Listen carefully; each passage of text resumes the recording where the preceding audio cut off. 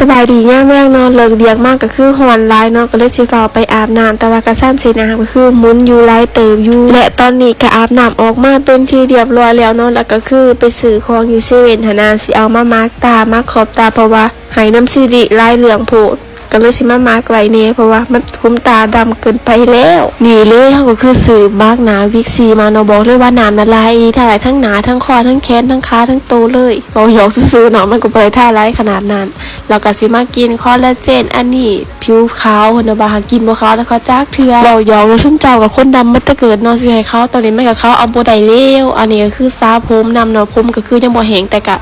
มัดไว้ก่อนจักน้อยนึงนะตอนนี้คือปล่อยแล้วก็จะมาท่ายังเกาะพิมพ์ทาผิวหละลืมซื้อแล้วเราก็ตามด้วยน้ำจุ๊บซ่องสีบัวเนาะสิเอามาท่าคอซอคณะอันนี้ก็คือตะกอนนี่ดำกว่านี้เด้แต่ว่ามาใส่น้ำจุ๊บนี่ก็คือ